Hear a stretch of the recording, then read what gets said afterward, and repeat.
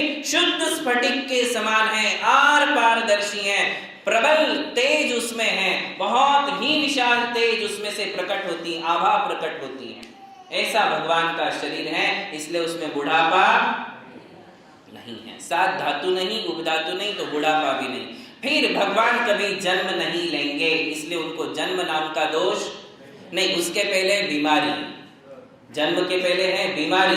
भगवान को किसी प्रकार की बीमारी नहीं है, ना उन्हें खुजली आती है, ना उनको स्किन ही नहीं है, तो स्किन डिसीज कहां से होगी? हड्डी नहीं तो हड्डी की बीमारी कहां से होगी? खून ही नहीं है तो ब्लड प्रेशर कहां से होगा? उसमें चर्बी ही नहीं है तो कोलेस्ट्रॉल कहां से बढ़ेगा? और ये नहीं है तो शुगर कहां से बढ़ेगी? ये सारी चीजें है ही नहीं। हार्ट भी तो इन्हीं सारे तत्वों से बना है। वैसा हमारे जैसा हार्ट भी उनको नहीं है तो हार्ट अटैक कहां से आएगा? अरे शरीर को बीमारी फैलाने वाली एक भी तत्व उनके शरीर में नहीं है, जिनके कारण बीमारियां फैलती हैं, तो उनको बीमारी हो ही नहीं सकती है। इसलिए चौथा दोष कौन सा नहीं है? उन्हें बीमारी नहीं। हमारे भगवान का स्वरूप है। जब भगवान के सामने दर्शन करते हो तो ये सारे पॉइंट्स याद किया करो। कभी बाहर का रूप देखा करो, बाहर का स्वरूप याद किया करो। दूसरे दिन दर्शन करते हो तो अंदर का स्वरूप, उनके अंदर के स्वरूप का चिंतन किया करो। अब आपके लिए 2 मिनट से 4 मिनट भी लग सकते हैं दर्शन में, यदि ऐसे स्वरूप का चिंतन करोगे। ओहो, कैसी भगवान की छवि है, कैसा उनका अंतरंग रूप है, कैसा उनका बहिरंग रूप है, कैसा उनका शरीर है, कैसे उनके गुण हैं। ये सारी बातों का चिंतन कब करना चाहिए? भगवान का दर्शन करते समय। इसलिए तो आपको पढ़ा रहे हैं। तो ये चौथा दोष नहीं है। और पांचवा दोष नहीं है कि उनका अभी जन्म नहीं होगा। अब वो कभी किसी माता की कोख में नहीं जाएंगे। कौन?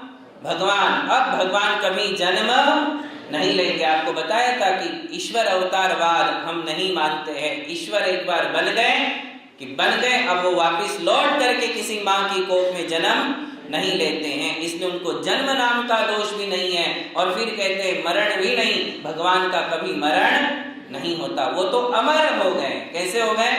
अमर। अभी वो कभी नहीं मरेंगे। मरण किसे कहते हैं? मरण किसे कहते हैं? जिसके कारण पुनः जन्म लेना पड़ता है, उसे मरण कहते हैं। मरण है तो फिर जन्म भी है, और भगवान का जन्म ही नहीं है तो मरण कहां से हो सकता है? तो उनका जन्म भी नहीं है और मरण भी नहीं है। महावीर भगवान की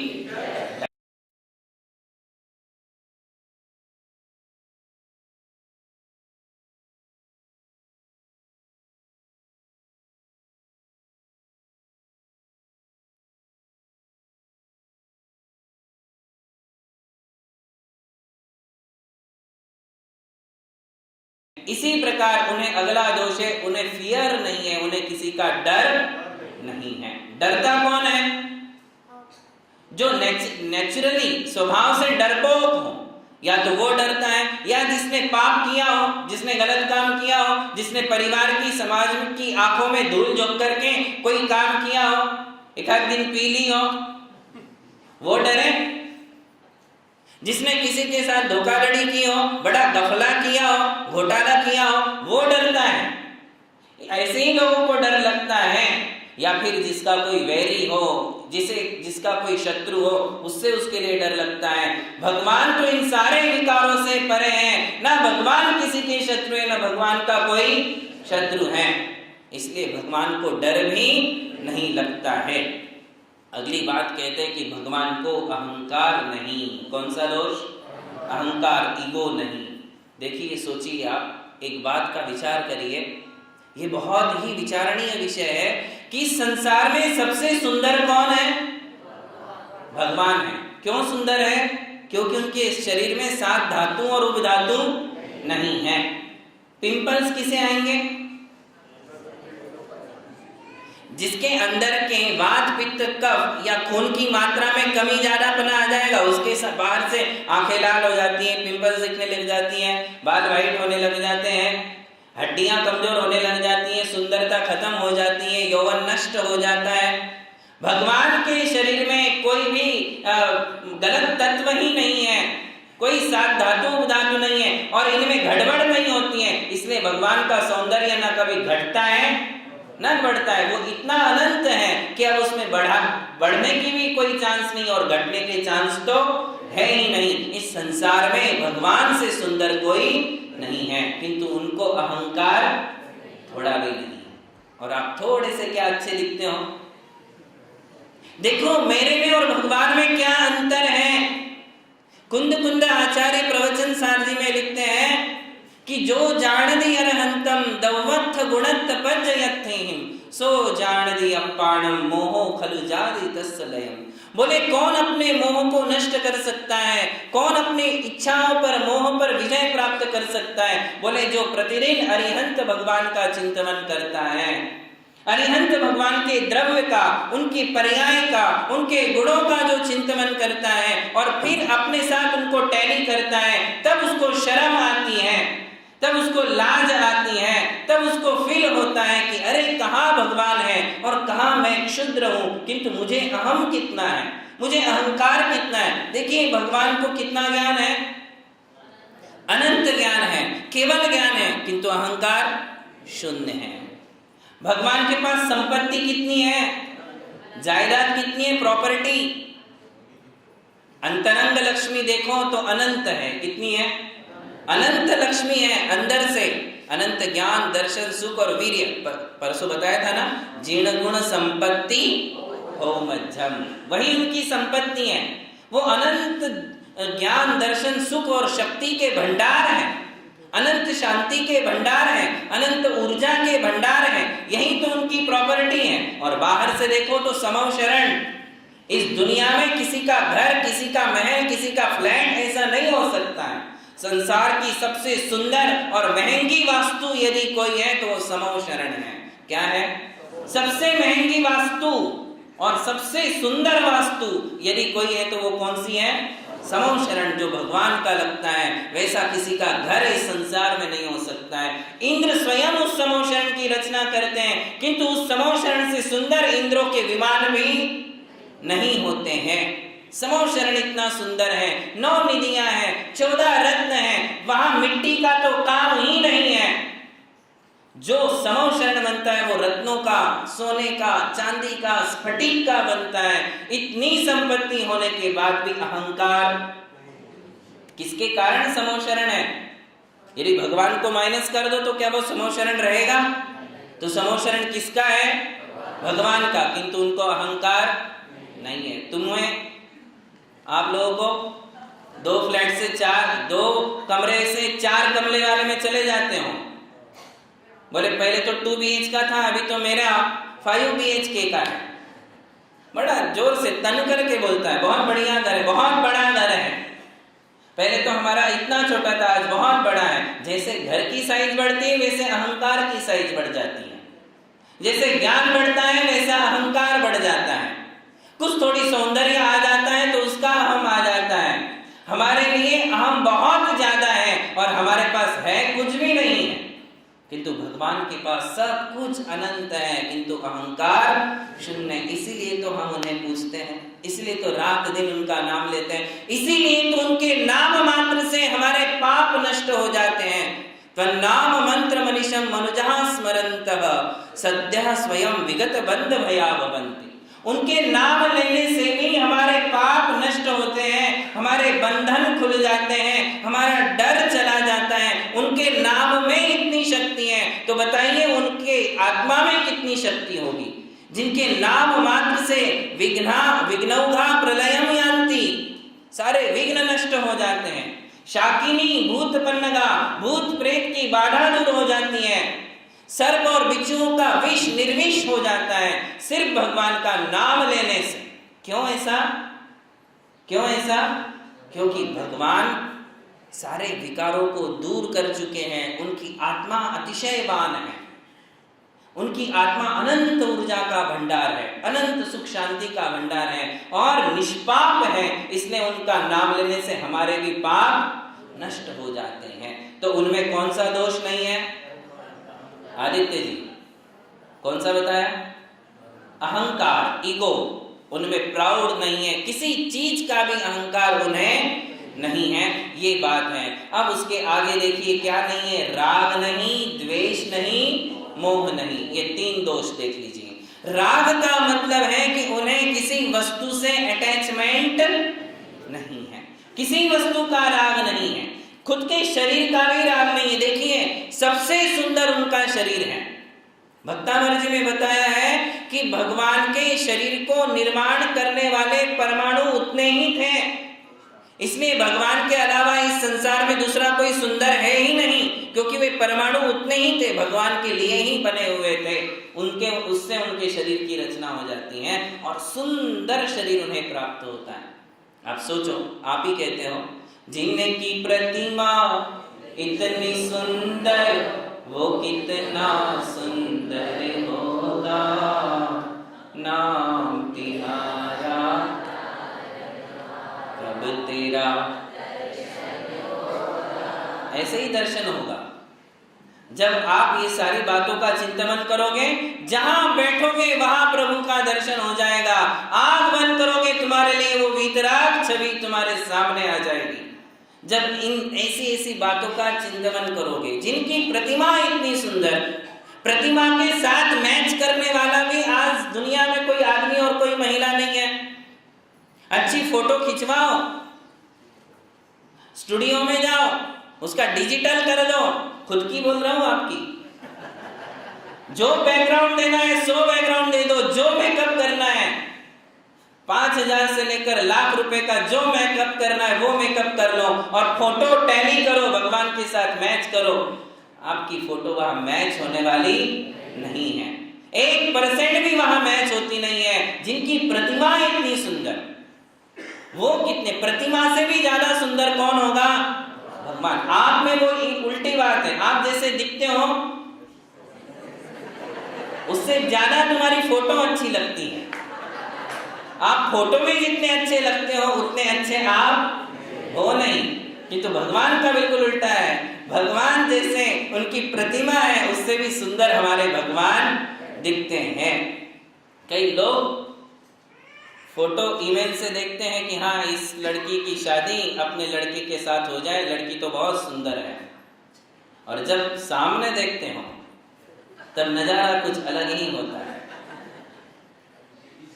तो ये सारी बातें जो हैं वो समझने की हैं। भगवान से सुंदर इस संसार में कोई नहीं है, फिर भी उन्हें अहंकार नहीं है, उन्हें राग नहीं है, राग यानी अटैचमेंट नहीं है, किसी वस्तु के प्रति लगाव नहीं, लव नहीं, मोहब्बत नहीं, प्रेम नहीं, किसी भी वस्तु से, किसी भी व्यक्ति से उनके लिए रंच मात्र भी प्रेम नहीं है। करुणा है, करुणा होना बात अलग है, करुणा तो उनकी कूट कूट के भरी हुई है।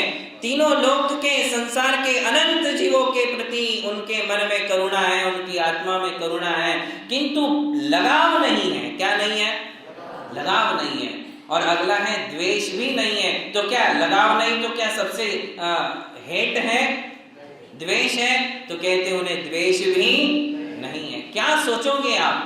राग भी नहीं है और द्वेष भी नहीं है और मोह भी नहीं है। मोह का मतलब होता है मिथ्यात्व।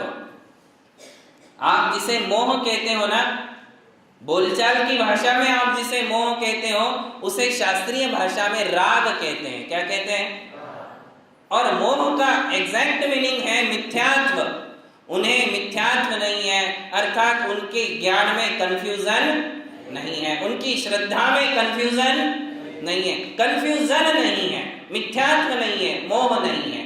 ऐसे कितने दोष हो गए? 11। अब और कितने चाहिए? 7 दोषों के नाम और कहते हैं कि उन्हें अरति नहीं है। क्या नहीं है?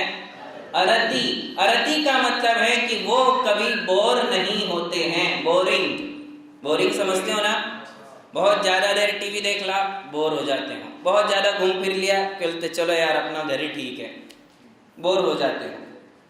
आपका किसी भी काम में ज्यादा देर मन नहीं टिकता है, इसे कहते हैं बोरिंग, इसे कहते हैं अरति। और भगवान कभी बोर नहीं होते, वो अलग अलग काम नहीं करते हैं, वो एक ही मुद्रा में बैठे हैं। कौन सी मुद्रा में?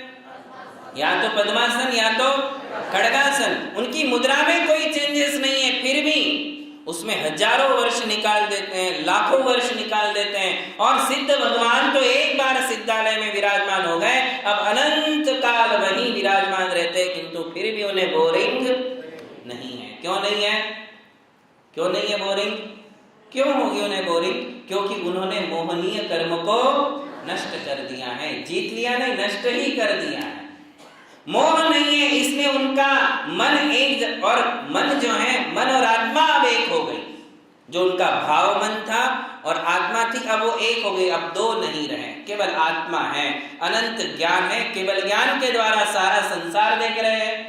अब आप बोलो कि जब सारा संसार एक जगह बैठे बैठे देख रहे तो बोर काहे को होंगे? वो तो यही टीवी देखते रहेंगे। अरे उनको देखने की इच्छा नहीं है। आईने के सामने कोई वस्तु ले जाओगे तो आईने में उसका प्रतिबिंब पड़ेगा ही पड़ेगा। जब आप जाओगे आईने के सामने तो आईने में आपकी प्रतिकृति, आपका प्रतिबिंब पड़ने ही वाला है। बस भगवान का ज्ञान आईने के समान है। हम रोज मंगलाचरण में कहते हैं कि नमः श्री वर्धमानाय निर्धूत कलिलात्मने सालोकानां त्रिलोकानां यद विद्या दर्पणायते। दर्पण यानी आईने के समान उनका ज्ञान है, और वो ज्ञान आईने के समान होने से सारा संसार उसमें झलकता है, उन्हें दिखता है, वो देख रहे, जान रहे, किंतु राग द्वेष उनको बिल्कुल भी नहीं है, और बोरिंग भी उन्हें नहीं है। आई बात समझ में? अब आगे कहते हैं कि निद्रा, वो नींद नहीं लेते, भगवान कभी सोते नहीं है। भाई साहब, किसी को पूछा कि आप रोज सुबह जो है इतनी जल्दी 6 बजे मंदिर में आ जाते हो और इतनी जोर से घंटा क्यों बजाते हो? बोले भगवान को जगाना पड़ता है। हम बोले पहली बार आ रहे हो क्या? बोले नहीं आ रहा हूं, किंतु मुझे तो यही समझ में आता है कि घंटा बजाने का क्या प्रयोजन होगा? रात भर भगवान सोते होंगे तो अब उनको उठाना जरूरी है, तो क्या घंटा इसलिए बजाई जाती है? मैंने कहा भाई साहब, हमारे भगवान कभी सोते ही नहीं है, उन्हें नींद नहीं है। नींद किसे आएगी? जो थक जाता है, भगवान को थकान भी नहीं है। जो परिश्रम करता है, जो मेहनत करता है, या फिर जो बीमार है, उन लोगों को नींद लेने की जरूरत है, रेस्ट करना पड़ता है। भगवान को थकान भी एक दोष है, वो भी आएगा। चिंता, अरति, खेद और निद्रा। तो अभी मैंने कौन सा कहा? निद्रा, नींद नहीं लेते हैं। और नींद के पहले आता है खेद।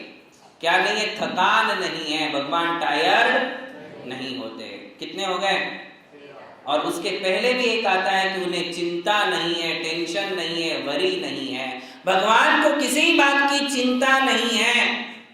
क्यों नहीं है चिंता, टेंशन क्यों नहीं है? टेंशन उन्हें पालना पड़ेगा जिनके आगे पीछे बीवी बच्चे हैं, घर हैं, बिजनेस हैं, उनके लिए टेंशन है। किंतु भगवान तो कर्मों से भी रहित है, उनका कोई परिवार ही नहीं है, तो चिंता किस बात की? ना उन्हें कुछ चाहिए, ना उनका कोई लूट सकता है। उनका खजाना अनंत है, किंतु कोई भी उसको लूटने वाला नहीं है, तो उनको चिंता किसी बात की नहीं होती है। भगवान को चिंता नहीं, अरति नहीं, खेद यानी टायर्ड, उन्हें थकावट नहीं आती है। और अरति, खेद, और उसके बाद है निद्रा, कि उन्हें नींद भी नहीं लेनी पड़ती। फिर कहते हैं कि विस्मय, आश्चर्य नहीं है, सरप्राइज। भगवान कभी सरप्राइज नहीं होते हैं। क्यों नहीं होते? आश्चर्य किसे होता है? जिसे कोई नई चीज सुनने में आ जाए, नई वस्तु देखने में आ जाए, नई वस्तु खाने में आ जाए, तब आप कहते हो कि अरे ये तो टेस्ट बड़ा ही जोरदार है, आज तक तो लिया ही नहीं था। उसमें आपको सरप्राइज होता है। कोई नई चीज, कोई नया फोटो, कोई नई पोस्टर, कोई नया नाम आपको देखने में आ जाए तो फिर आपको सरप्राइज होता है। कोई नए महाराज आ जाए तो फिर सरप्राइज होता है। ये तो इनको तो देखा ही नहीं अपन ने, इनको तो देखा भी नहीं था, सुना भी नहीं था, तो आपको आश्चर्य होने लग जाता है। कोई भी नई वस्तु सुनने में, नया गाना सुनने में आ जाएगा तो आपको आश्चर्य होगा। तो भगवान को आश्चर्य नहीं है, क्योंकि उन्हें कोई भी चीज नई नहीं है, कोई भी चीज उनके लिए नई नहीं है। वो सब कुछ केवल ज्ञान से जान रहे हैं, सब कुछ केवल ज्ञान से देख रहे हैं। उन्हें तो पास्ट फ्यूचर सब कुछ दिख रहा है, तो उनके ज्ञान में जब सब कुछ दिख रहा है, सब कुछ उन्हें पता है, तो फिर उन्हें आश्चर्य किस बात का होगा? इसलिए उनको आश्चर्य भी नहीं है। इसी प्रकार कहते हैं कि उन्हें दुख नहीं है। क्या नहीं है? दुख। भगवान को किस बात का दुख होगा? क्योंकि उन्हें अनंत सुख है। दुखों के कारण भगवान के पास है ही नहीं। दुखों का कारण है मोह, दुखों का कारण है लगाव, दुखों का कारण है किसी से प्रेम, किसी से हमारा जो जुड़ाव है उसके कारण तो हमें दुख होता है। जिस वस्तु से तुम्हारा जुड़ाव हो गया, जिस व्यक्ति से तुम्हारा जुड़ाव हो गया, वो वस्तु या वो व्यक्ति यदि तुमसे दूर जाएगा तो तुम दुखी हो जाओगे। घर से तुम्हारा संबंध है, संपत्ति से तुम्हारा संबंध है, लगाव है। क्या है? परिवार से तुम्हारा लगाव है, अपनी पत्नी से या पति से या बच्चों से तुम्हारा लगाव है, माँ बाप से तुम्हारा लगाव है। यदि इन वस्तुओं में, इन व्यक्तियों में कोई खराबी आ जाएगी, चोरी हो जाएगी, अपहरण हो जाएगा, नष्ट हो जाएगी, कोई मर जाएगा, तो तुम सदा दुखी रहते हो। शरीर से तुम्हारा लगाव है, इसलिए शरीर में यदि बीमारी हो गई तो तुम्हारे लिए दुख होता है। भगवान के लिए इन सारे दुखों के कारण है ही नहीं। एक दिन तुम्हारे लिए यदि तुम्हारी फ्रेंड का मैसेज नहीं आता तो तुम दुखी हो जाते हो। सुबह गुड मॉर्निंग नहीं हुई, गुड नाइट का मैसेज नहीं आया तो दुखी। आज क्यों नहीं आया, क्यों नहीं आया? तुम गुड नाइट मैसेज के लिए जागते रहते हो कि आएगा, अभी आएगा, अभी आएगा। फिर गुड मॉर्निंग तुम तब तक नहीं उठते हो जब तक गुड मॉर्निंग का मैसेज या मिस कॉल नहीं आ जाता है। तो तुम्हारे ये दुखों का कारण है। जिस व्यक्ति से जब तक तुम्हारा नाता नहीं, मन का लगाव नहीं, तब तक तो तुम फ्री रहते हो, तुम्हें कुछ नहीं लगता है। और जब तुम्हारा नाता बन जाता है तो फिर उसके सुख तुम्हारे सुख, उसके दुख तुम्हारे दुख। ये तुम्हारे दुखों की परिभाषा है, क्योंकि तुम्हें संसार में बहुत ज्यादा लगाव है। हर वस्तु से, हर व्यक्ति से तुम्हारा लगाव बन जाता है। जितना ज्यादा लगाव उतना ही ज्यादा दुख होगा, जितना ज्यादा लगाव उतनी ही ज्यादा चिंता होगी। और भगवान के लिए 1% भी लगाव इस संसार से नहीं है, इसलिए ना उन्हें चिंता है, ना उन्हें किसी बात का दुख है। तो कितने हो गए? चिंता, अरति, खेद, निद्रा, दुख, आश्चर्य, और एक आता है पसीना। भगवान को कभी पसीना, स्वेट, उनके शरीर में कभी पसीना नहीं आता है। पसीना भी किसको आता है? शरीर के अंदर यदि ये 7 धातु वगैरह है तो उसको पसीना आएगा। या बहुत ज्यादा थक गया है, परिश्रम किया है, मेहनत की है तो पसीना आएगा। या किसी ने आपको कुछ काम करते, गलत काम करते देख लिया, तुम पकड़ में आ गए तो फिर पसीने से तरबतर हो जाते हैं।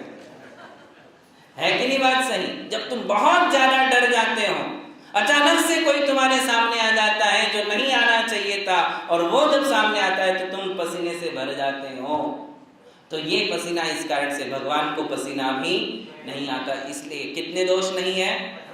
18 दोष भगवान में नहीं है। अब आप सोचिए कि अंदर से पहले ये 18 दोष नष्ट हुए, ये 18 दोष नष्ट होने के कारण अब बाहर से आप उनको देखिए कि उनके तन पे कपड़े क्यों नहीं है?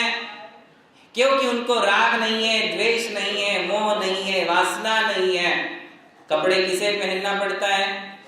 सबसे पहले किसे पहनना पड़ता है? जिसके दिल में, जिसके मन में वासना है, काम वासना है, वो अपने विकारों को ढकने के लिए कपड़ा पहनते हैं। भगवान के चित्त में किसी प्रकार का विकार नहीं है। या फिर जिसे मोह है, बहुत ज्यादा राग है कि ऐसे कपड़े, वैसे कपड़े, वैसे कपड़े, कपड़े पहनने का शौक ज्यादा है, वो लोग कपड़े पहनते। भगवान को कपड़े की आवश्यकता नहीं है। बिना कपड़े के ही वो संसार में सबसे सुंदर है। इसी प्रकार भगवान को अलंकार भी नहीं है। इसी प्रकार भगवान के पास अस्त्र शस्त्र भी नहीं है। क्यों नहीं है?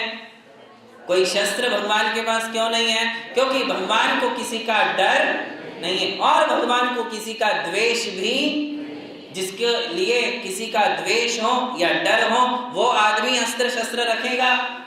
जिसको डर ही नहीं है वो अस्त्र शस्त्र क्यों रखेगा? क्या हमारे मुनि महाराज रखते हैं अस्त्र शस्त्र? रखे हैं क्या? जब मुनियों के पास भी अस्त्र शस्त्र नहीं है, वेपन्स नहीं है, तो क्या भगवान वेपन्स रखेंगे? क्यों नहीं रखते मुनि महाराज भी?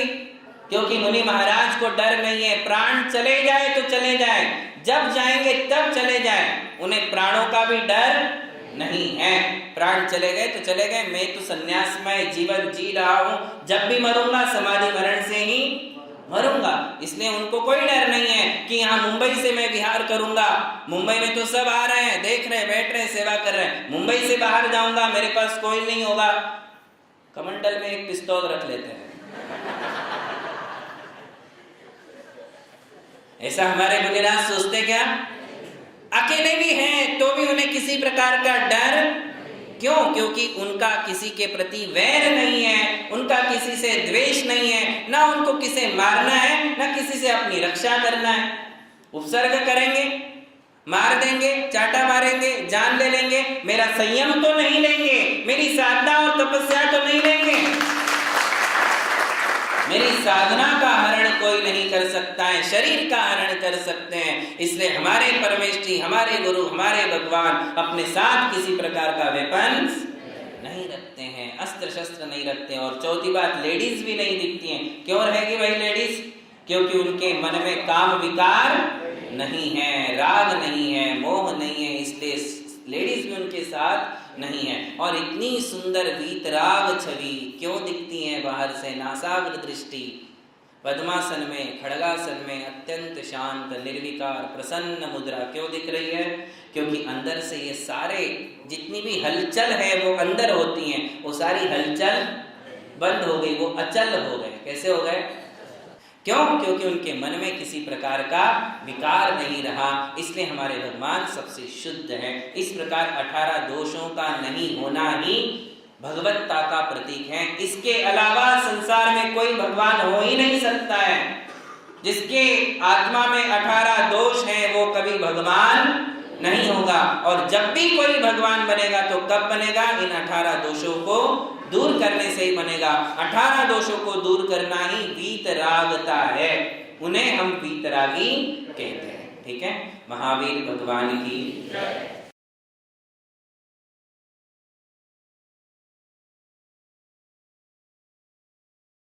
अनंत चतुष्टय के धनी तुम ही हो सिरताज, मुक्ति बधु के कंठ हो तीन भुवन के राज। हमारे भगवान के अंतरंग स्वरूप की चर्चा हम कर रहे थे और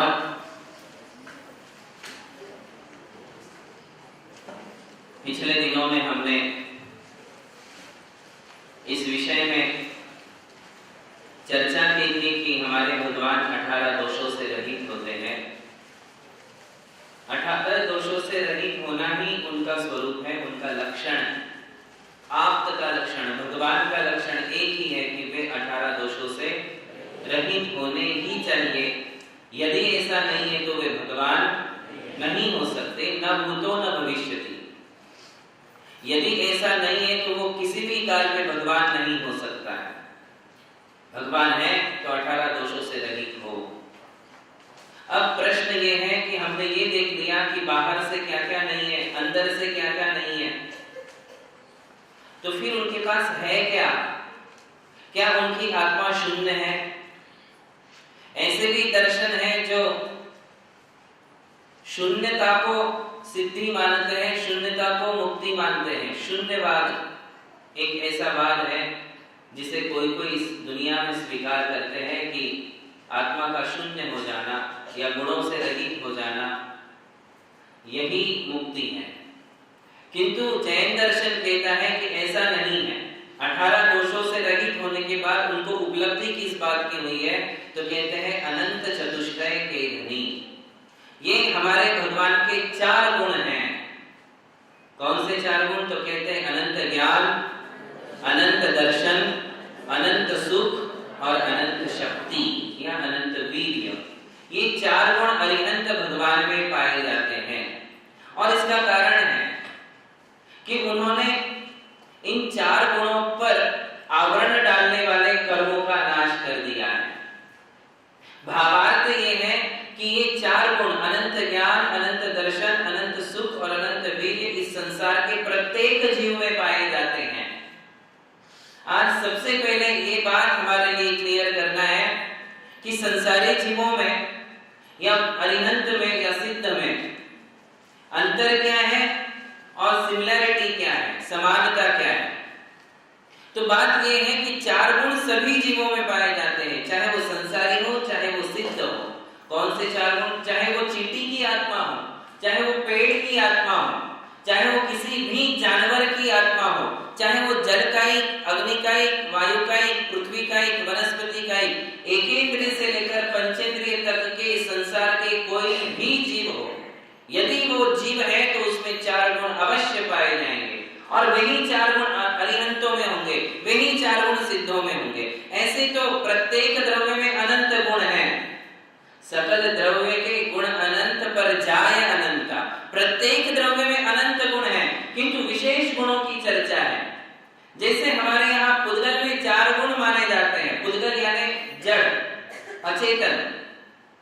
पुद्गल के चार गुण हैं कि उसमें टच है, उसमें टेस्ट है, उसमें स्मेल है, उसमें कलर है, स्पर्श, रस, गंध, वर्ण, ये चार चीजें अजीव में, पुद्गल में पाई जाती हैं।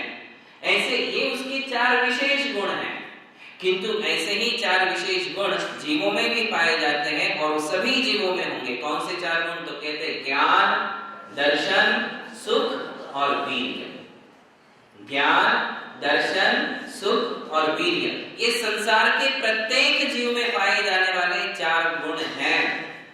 ये बात अलग है कि ये चार गुणों की क्वांटिटी संसारी जीवों में बहुत कम होती है और अरिहंत भगवान में वही चार गुण अनंत हो जाते हैं। हमारे पास भी चारों गुण हैं। देखो, ज्ञान है, इसीलिए तो हम जानते हैं। ज्ञान गुण किसे कहते हैं? जिसके द्वारा पदार्थों को जाना जाता है उसे ज्ञान कहते हैं। तो हम जानते हैं तो हमारे पास ज्ञान है। दर्शन किसे कहते हैं? ये विजन पावर है, जिसके द्वारा पदार्थों को देखा जाता है। सामान्य अर्थ है जिससे वस्तु के अस्तित्व का आभास होता है, सामान्य प्रतिभास होता है कि वस्तु है। तो पहले दर्शन होता है कि ज्ञान होता है? जब भी होगा क्या होगा? पहले दर्शन। देखोगे तभी तो जानोगे। तो छद्मस्त जीवों के पहले दर्शन है, फिर ज्ञान है, किंतु अरिहंतों के दर्शन और ज्ञान में क्रम नहीं है, उनका दर्शन और ज्ञान एक साथ चलता है। तो दो गुण हो गए, ज्ञान जिसके द्वारा हम जानते हैं, दर्शन जिसके द्वारा हम देखते हैं।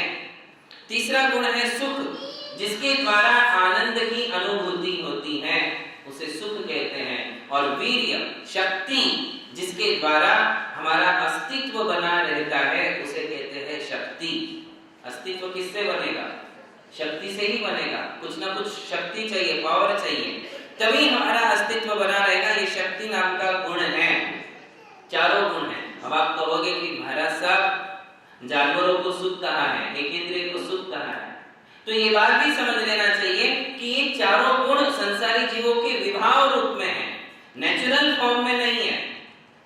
नेचुरल फॉर्म में नहीं है। ये नेचुरल फॉर्म में तो ज्ञान, दर्शन, सुख और वीर्य कौन सा होता है? जो अरिहंतों को है, उनका नेचुरल ज्ञान है, आत्मा से उत्पन्न है। हमारा भी ज्ञान आत्मा से ही रिलेटेड है, किंतु आज हम सीधे सीधे आत्मा से नहीं जान सकते। हमें जानने के लिए आंखें चाहिए, हमें जानने के लिए कान चाहिए, तभी तो आप सुन पाओगे। कान ही नहीं होगे, जिन जीवों को कान नहीं है, एक इंद्रिय से लेकर कितने इंद्रिय तक? 4 इंद्रिय तक के जीवों को कान नहीं है, तो वो सुन नहीं सकते। संसारी जीवों को जानने के लिए, देखने के लिए सेंस चाहिए, इंद्रियां चाहिए। तो इसलिए हमारा वो ज्ञान कुछ अज्ञान भी है, सिर्फ ज्ञान रूप में नहीं है, अज्ञान भी है। जितना हमारे इंद्रियों में शक्ति है उतना हम जान सकते हैं। आंखों की एक कैपेसिटी है कि कितनी दूर तक का आप देख सकते हो, उसके आगे का नहीं देख सकते। तो जितनी दूर का आप देख सकते हो वो ज्ञान हो गया। जितनी दूर के आगे का नहीं देखा जा सकता, उस विषय में हम क्या हो गए? अज्ञानी हो गए। कानों का भी एक मतलब सामर्थ्य है कि कहां तक का सुना जा सकता है, एक क्षमता है उसका, तो कानों से। और उसके आगे की बात यदि है तो इस विषय में हम अज्ञानी हैं, जितना सुन सकते उतने हम ज्ञानी हैं। तो स्पर्शन, रसना, घ्राण, चक्षु, कर्ण, इन पांचों इंद्रियों की एक क्षमता है, एक सीमा है। उसी सीमा के भीतर के वस्तुओं को हम जान सकते हैं। उसके सीमा से यदि बाहर है तो उसको हम जान भी नहीं सकते और देख भी नहीं सकते। जबकि हमारी आत्मा में शक्ति कितनी है? जानने और देखने की अनंत है। कितनी है? आपकी आत्मा में भी अनंत ज्ञान है, अनंत दर्शन है, अनंत सुख है, अनंत शक्ति है। तो फिर वो चारों कहाँ है अनंत, किंतु उन चारों को जो है कर्मों ने ढक के रखा है। किसने ढका है? बस यूं समझ लीजिए कि जैसे सूर्य है और सूर्य के ऊपर बादल आ जाते हैं, तो जब बादल सूर्य को ढांक लेते हैं तो क्या सूर्य अपना प्रकाश धरती तक पहुंचा सकता है? क्या उसकी किरणें बाहर आ सकती हैं? जब काले काले बादल सूर्य के ऊपर होंगे तो ऐसा लगने लग जाता है मानो सूर्य है ही नहीं, था ही नहीं, ऐसा लगने लग जाता है। जब बादल ऊपर से आ जाते हैं तो क्या सूर्य का अस्तित्व मिट गया? नहीं मिटा। सूर्य का अस्तित्व नहीं मिटा है, उसको केवल घेरा डाल दिया है बादलों ने, उसको आवृत कर दिया है, ढक दिया है। बस ऐसे ही हमारे आत्मा में भी वो केवल ज्ञान रूपी सूर्य है। हमारी आत्मा में भी अनंत सुख है, अनंत शांति है, अनंत ऊर्जा है, अनंत शक्ति है, किंतु वो सारे चारों के चारों गुण कहाँ हैं? कर्म रूपी बादलों से ढके हुए हैं। कर्म रूपी बादलों से ढके हुए होने के कारण आज हमारे पास अनंत ज्ञान प्रकट नहीं है। कैसा नहीं है? प्रकट नहीं है। अंदर तो है, छिपा हुआ है, किंतु प्रकट नहीं है। आप सबको समझ में आ रही बात? बिल्कुल सरल बात है। कोई व्यक्ति है, झोपड़ी में रहता है, किंतु ऐसा है कि उसके पूर्वजों ने उसकी जमीन में, उसी झोपड़ी के अंदर, घर के अंदर, जमीन के अंदर सोने का घड़ा जो है छुपा करके रखा हुआ है, किंतु इसको पता ही नहीं है। तो वो सोने का घड़ा अंदर छुपा हुआ होते हुए भी ये कंगाल है, भीख मांग रहा है। ऐसी ही हालत संसारी जीवों की है। हम भी अनंत चतुष्टय के धनी हैं, अनंत चतुष्टय हमारा साम्राज्य है, हमारी संपत्ति है, किंतु हम उससे बेखबर हैं। बेखबर होने के कारण आज हम पर पदार्थों से सुख की अपेक्षा करते हैं, दूसरों से सुखों की अपेक्षा करते हैं। हम भी एक प्रकार से भीख ही मांग रहे हैं। आज हम सारे संसार में भटक रहे हैं, सुख की आशा लेकर के, तृप्ति संतुष्टि की आशा लेकर करके हम हर जगह जाते हैं, पंचेंद्रिय विषयों से भोग उपभोग करते हैं, किंतु वहां से सुख मिलने वाला नहीं है, बाहर से सुख मिलने वाला नहीं है। क्यों नहीं मिलेगा?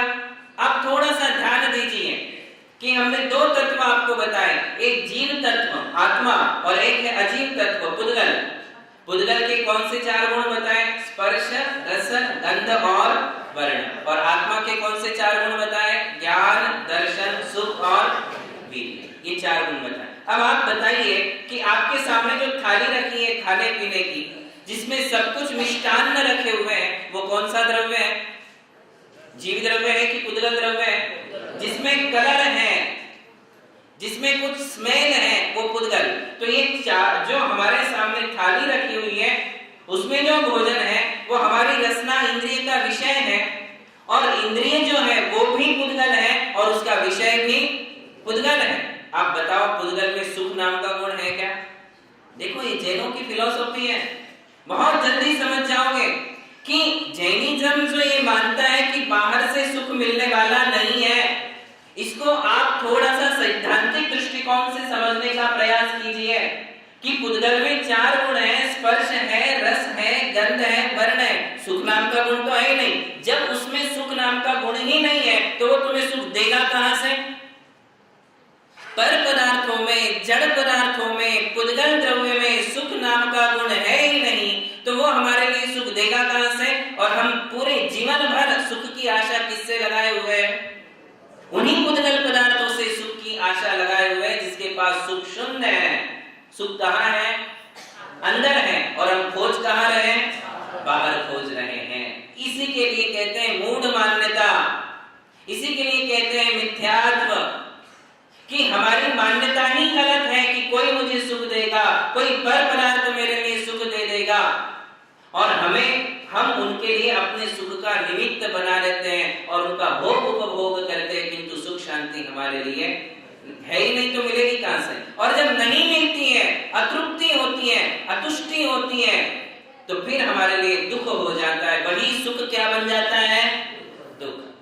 वही मैं आपको कह रहा हूं कि अरिहंत भगवान के पास चारों नेचुरल फॉर्म में है, ज्ञान दर्शन सुख वीर्य। उनका ज्ञान कभी अज्ञान नहीं होता है, उनका दर्शन कभी अदर्शन नहीं होता है, उनका सुख कभी दुख नहीं बनता है, उनकी शक्ति में कभी कमजोरी नहीं आती है। किंतु संसारी जीवों के पास ये चार गुण हैं, किंतु नेचुरल फॉर्म में नहीं है। हम कभी ज्ञानी हैं, कभी अज्ञानी हैं, हमारी विजन पावर कभी ज्यादा है, कभी कम है, हमारे सुख कभी सुख है तो कभी दुख है, दुख ज्यादा है, अशांति ज्यादा है, तृष्णा ज्यादा है, आकुलता ज्यादा है, और हमारे पास अनंत शक्ति भी नहीं है, वो भी छुपी हुई है। उसके कारण हम कमजोर हैं। कैसे हैं?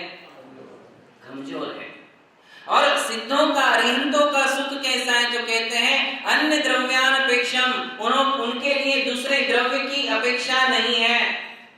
सुख भोगने के लिए किसी चीज को चखने की आवश्यकता नहीं है, सुख भोगने के लिए किसी स्त्री को पुरुष की आवश्यकता नहीं है, सुख भोगने के लिए किसी पुरुष को स्त्री की आवश्यकता नहीं है, सुख भोगने के लिए कुछ देखने की जरूरत नहीं है, सुख भोगने के लिए, सुख का अनुभव करने के लिए कुछ सुनने की आवश्यकता नहीं है। जितना देखोगे, जितना सुनोगे, जितना भोगोगे, उतनी आकुलता ही बनी रहेगी, दुख ही बना रहेगा।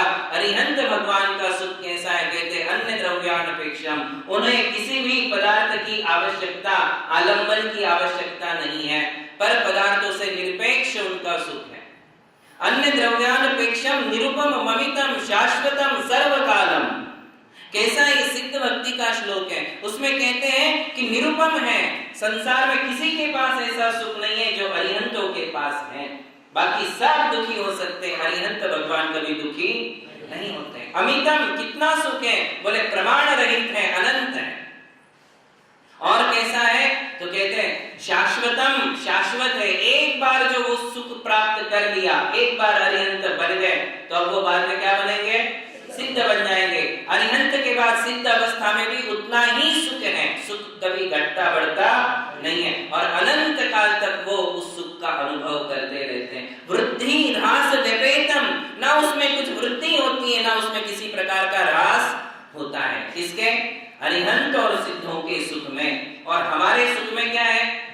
कभी गड़बड़ चल रही है, कभी सुख ज्यादा है, कभी आनंद ज्यादा है, कभी हमारा दुख ज्यादा है, चिंताएं ज्यादा है, परेशानियां ज्यादा है, कभी हम हंसते हैं, कभी हम रोते हैं, कभी हम खिलते हैं, कभी मुरझा जाते हैं। संसारी जीवों के सुख में घटबड़ है, अरिहंत भगवान के सुख में घटबड़, चारों में घटबड़ नहीं है, न ज्ञान में, न दर्शन में, न सुख में, न वीर्य में। चारों उनके पास कितना है? अनंत है। कितना है? अनंत है। ज्ञान, दर्शन, सुख और वीर्य, चारों अरिहंत भगवान के पास अनंत है। और हमारी आत्मा में भी अनंत है, किंतु कैसा है? गड़ा हुआ सोने का घड़ा, जमीन में गड़ा हुआ सोने का घड़ा, जो हमें पता, यदि पता चल जाए तो आदमी क्या करे? सारी दुनिया को छोड़ के पहले उसको निकालने का पुरुषार्थ करेगा। किंतु यहाँ हमें पता है कि अनंत चतुष्ट मेरी आत्मा में भी है, किंतु पुरुषार्थ नहीं करते उसको खोद कर निकालने का। और उसका पुरुषार्थ करते हैं साधु। कौन करते हैं? साधु, आचार्य, उपाध्याय और साधु। क्या पुरुषार्थ कर रहे हैं भाई साहब? वही जो अरिहंतों ने पाया है, उस पाने का।